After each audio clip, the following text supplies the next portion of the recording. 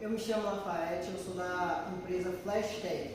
Bom, hoje nós nos deparamos com a demanda de corte em chaparia. Uma empresa chamada DTA Usinagem, ela está no ramo de mecânica desde 2019. Ela vem apresentando a demanda, um problema quanto ao corte de chaparias.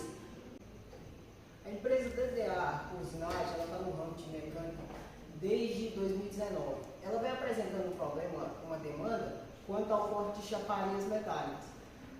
Ela não consegue fazer cortes precisos. Por quê? Porque eles ainda utilizam de maçaricos para poder fazer esses cortes. Ou seja, ele é à mão, não é controlado por máquina e acaba que a precisão dele é muito pouca.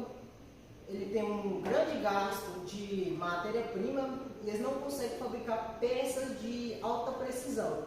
E voltado para essa demanda, a gente criou um produto que vai suprir essa demanda, vai resolver esse problema, que é o bico de cromaníquel.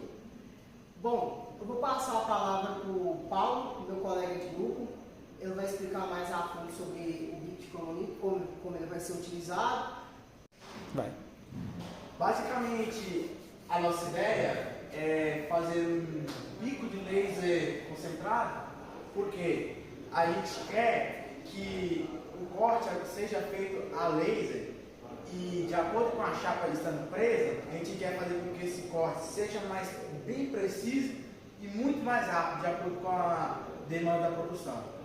Aí aqui eu vou dizer, basicamente o bico de laser consiste em afinar o laser, deixar ele bem fininho, gerar mais intensidade e, consequentemente, diminuir o tempo de corte e aumentar a produção. Aí, como ele vai trabalhar durante o processo?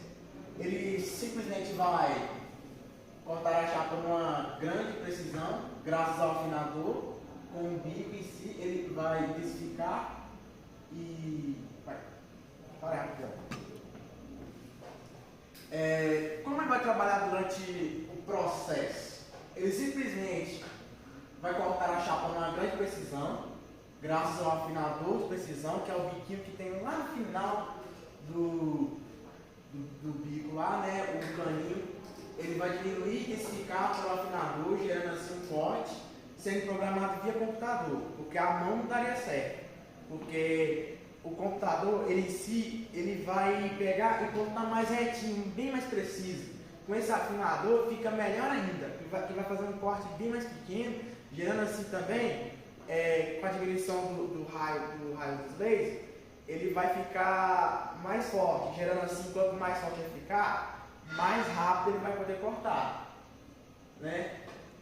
E como ele pode ser apresentado é o seguinte, aqui assim vai ser mais ou menos onde é que ele vai ser ligado ao negócio do laser lá, né?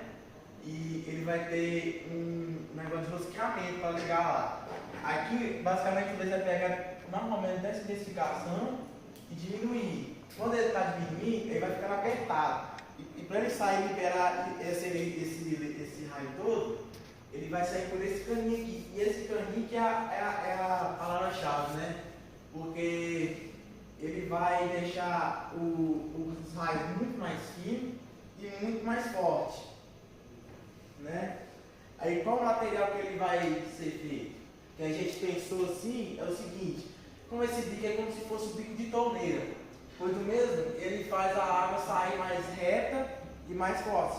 Se você for reparar, quando você for tirar uma torneira, tirar um bico da torneira, daquela torneira preta lá, se você estira, a água sai toda redondinha, sai muito errada. Se você coloca um bico, a água sai muito mais forte e também ela sai reta.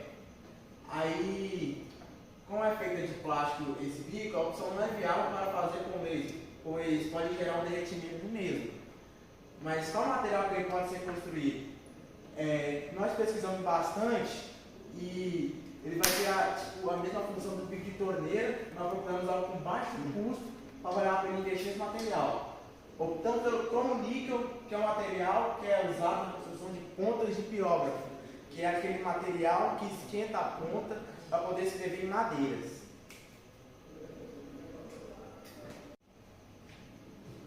Do nosso método de encaixe sobre esse bico, não dá para simplesmente chegar e encaixar ele, porque ele vai trabalhar com calor, vai se concentrar muito. Então, como ele vai estar quente, é muito perigoso ele cair e acabar estragando ele mesmo e também o próprio corte da chapa. Então, a gente optou por colocar aí um processo de rosqueamento, né, como se fosse um parafuso ou algo assim, para poder facilitar no processo. E como ele irá funcionar por dentro, ele basicamente fez no início. Ele entrar com todos os raios aqui, ele se intensificar, ficar mais forte e sair mais fino. Quando ele sai mais fino, ele vai sair muito mais intensificado os raios e assim vai gerar o corte mais preciso, porque ele vai ser mais pequeno e também o corte vai ser mais rápido. E com uma demanda, por exemplo, da produção de X, que gasta no dia de energia, vai gerar quase o dobro, não vai ser exatamente o dobro, porque ele vai ficar só meio fino, não vai ficar totalmente, né? Porque senão ele pode correr o risco de entupir ou algo assim. E o mesmo tanto que você gastaria de energia num dia para colocar no laser normal, você gastaria o mesmo, só que com uma produção muito mais elevada. Bom, tá bom. Basicamente, o que nós estamos tentando passar é que com essa caneta aqui acaba tendo um buraco maior. Como se aqui, por exemplo, se saísse a tinta da caneta, provavelmente ela ia se desgastar mais rápido, a tinta e também o próprio bico da caneta. A solução é exatamente essa aqui. A gente adicionar um bico menor para ter menos gasto e também sair muito mais precisa, como se fosse uma letra normal de escrita. Pronto, agora está pronto.